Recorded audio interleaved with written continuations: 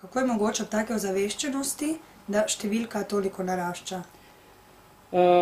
Ja, spolnost je pač prav posebni del človeka in določene stvari ki jih je težko racionalno pojasnjevati. Število rizičnih spolnih odnosov med moškim, ki ima spolne odnose z moškim v Sloveniji narašča. Delno je to tudi zaradi sovpliva drog, alkohola, zabav, odpiranja meja, tudi priliva HIV okuženih, ki prihajajo iz drugih delov Evrope, zato ker imajo občutek, da imajo manjšo možnost, da se okužijo v Sloveniji. Zaradi stigme pa tudi določeni moški, ki imajo spolne odnose z moškimi, nimajo te spolne odnose v Sloveniji, ampak grejo zunaj, ker v bistvu ohranjajo s tem, v bistvu so lahko to počnejo brez kakšnekoli večjih problemov, kot je to v Sloveniji, in stigmatizacije, ki je nažalost še vedno prisotna v Sloveniji. Jaz mislim, da je stigma tudi še vedno veliki problem in tudi, ko človek je stigmatiziran, takrat počne prepovedane stvari. Med njimi tudi počne te stvari potem rizično, kar pomeni, da če bi pogled na moške, ki imajo spolne odnose z moškimi, bil bolj odkrit, ne samo na načelni ravni, ampak tudi na vsakodnevni ravni, bi potem, po mojem, tudi to pomagalo, da bi potem tudi število rizičnih odnosov bilo manjše. Se pravi, kdo mora zdaj tukaj poseči vmes, da se bo številka zmanjšala? To je skupna akcija. Jaz mislim, da nevladne organizacije, ki se ukvarjajo z moškimi, ki imajo spolne odnose z moškimi, z intravenskimi uživalci, delajo kar dobro za denar, ki ga dobijo.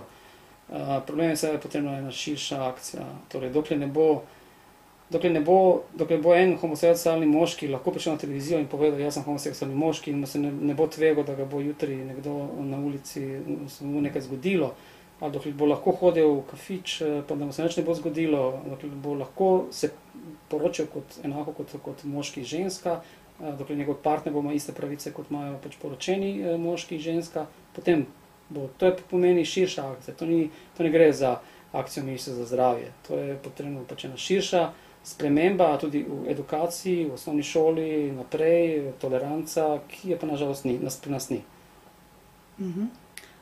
Koliko daleč so že zdravila? Tudi to je mogoče en problem. Zdravila za HIV so zelo učinkovita. Zelo so učinkovita, ampak problem je, da zahtevajo doživljenjsko jemanje.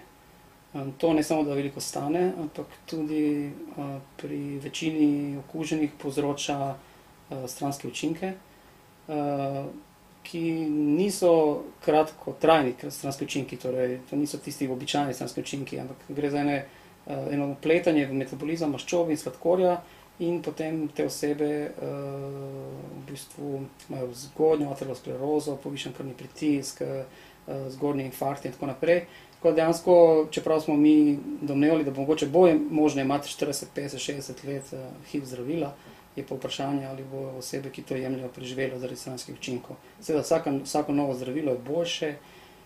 Če nam zdaj bolnik s HIV-om ne pride res v prav terminalni fazi, možnost, da ga mi spravimo na takšen položaj, da lahko celo dela in normalno živi, je več kot 95%. Ampak pravim, ko enkrat začne imati zdravila, mora imati zdravila doživljenjsko in to pa ni enostavno. Mislite, da bo ta Nobelova nagrada kaj spodbudila raziskave?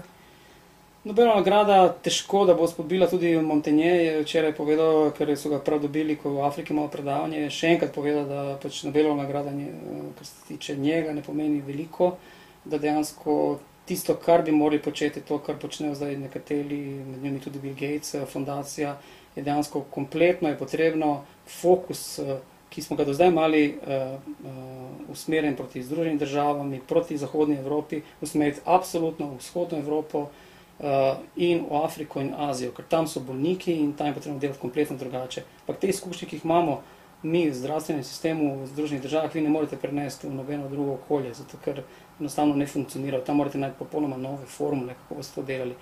Tako da mislim, da je lepo, da se to zgodilo na področju HIV-a, ampak nisem prepričan, da bo imel tak vpliv, kot bo imel na področju HPV-a. Ker HIV je dejansko spoznan kot res nevarna bolezen in se ve, kaj to pomeni in kaj treba delati. in kje so okuženi, ker 90% okuženih je v nerazvitem delu sveta in tam ni denarja.